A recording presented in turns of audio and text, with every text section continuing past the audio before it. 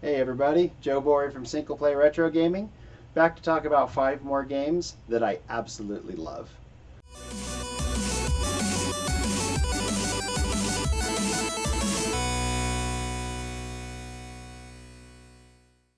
The idea here is that people are always asking me, what are your favorite games?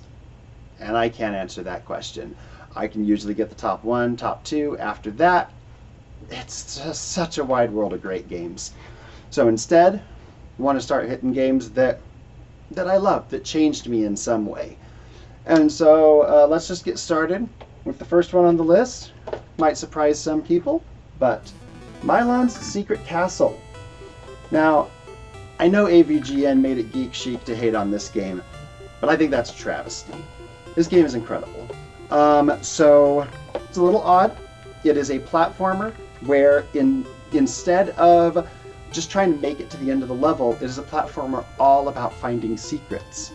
But by doing that, by sticking the entire path of the game behind secrets and behind hidden walls and behind you need this item to then use right here to find this little passage that takes you down in the depths of the castle, what you end up getting is sort of a puzzle platformer open world game that really, it feels like a proto-Metroid, but with a heck of a lot more emphasis on the secret. It's magic. I absolutely love this, and I think the next game I can think of that really went this far is Metroid Fusion, which puts this way ahead of its time. Love this game. Second one on the list is actually my second favorite game of all time. Last video we looked at Final Fantasy XII, which is my favorite. But my second is Castlevania Symphony of the Night. This one doesn't need much of an explanation, right? This is a huge open world Metroidvania Castlevania. This is the game that ended up creating the term Metroidvania as opposed to just a Metroid style game. And it deserves all of the praise that it gets. Massive world, tons of bosses, hundreds of items, and items this, like, there are items that are really useful and there are items that are just wacky and added there just for fun. There are boots that make you 1 pixel taller. There are peanuts that heal you, but you have to throw them in the air and catch them in your mouth. It gets silly with its items while at the same time also being a fantastic character growth based RPG Metroidvania. And then when you think you've done it all and you've worked towards 100% completion and you hit that 100% mark and fight the last boss, and if you do the right thing, you unlock an entirely new castle that you can explore that has new bosses and a whole new quest that's even bigger, and by bigger I don't mean space-wise, but just in stuff, than the 7-hour game that you already played through. That blew my mind when I was a teenager. And still to this day, I've worked in game development for my entire career. I don't think I could ever convince a company to put more than half of the development resources towards a hidden castle. That was amazing. Number 3, it's on a lot of people's lists, Earthbound. Earthbound's fantastic. So, best thing that I can say about Earthbound is it is a game with heart. It is a game that is written with so much personality and so much love and so much heart that the wacky, weird puns that pop up throughout the game feel genuine and personal.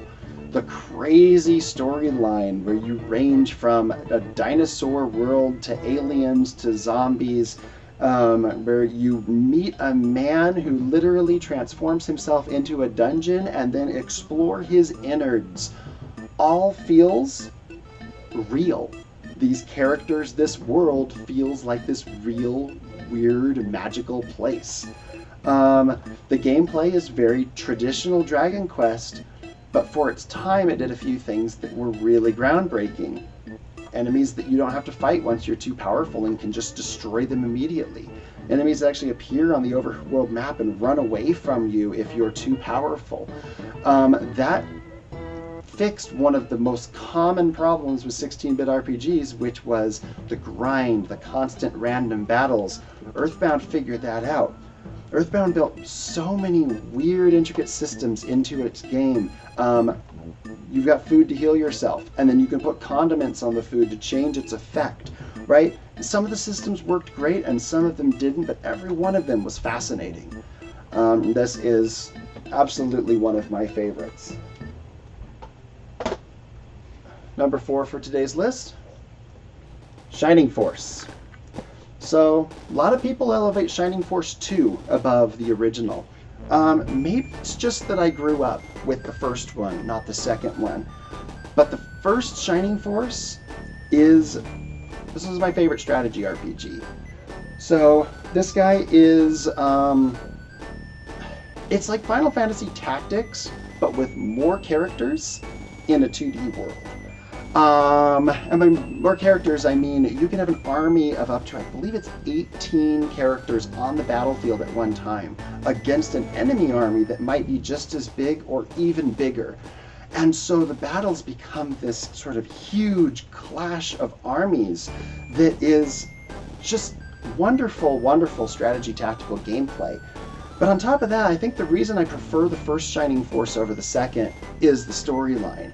The second storyline felt very traditional RPG, but this first one was a classic fantasy. Felt more like something you'd find in a fantasy novel or Dungeons and Dragons, where there is this impending evil that keeps building and building and building until this epic finale, as opposed to the second one, which felt more quest-based. Now, our journey is to do this, and we're going to do that for a chapter, and then we're going to move on. We're going to have an entirely different type of quest.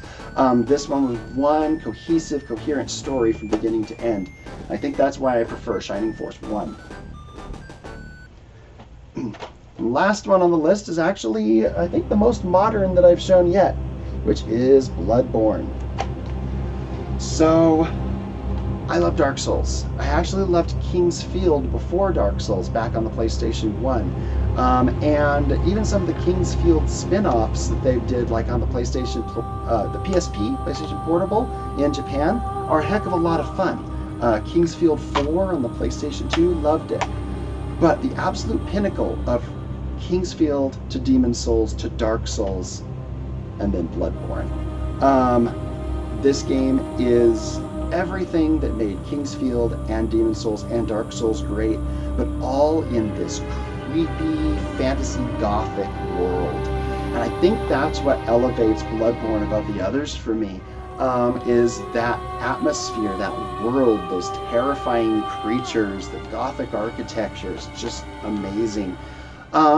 It's also way more focused than Dark Souls or Demon's Souls or even King's Field ever was.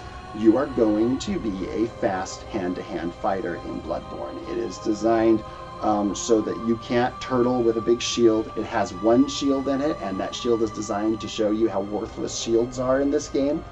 But you are going to be a fast hand-to-hand fighter. You're going to have some cool magic-type moves you can use, but you can't rely on them. It's all about your fighting skill. So it makes it more focused, which I do like the diversity of something like Dark Souls, but they were able to polish this gameplay to an absolute shine because they got to focus here. So that's 5 more games that I absolutely love. Let me know in the comments if you like this type of video. I would love to keep going with them. I have a few more that I could bring out. So yeah, let me know what you think, and thank you for watching.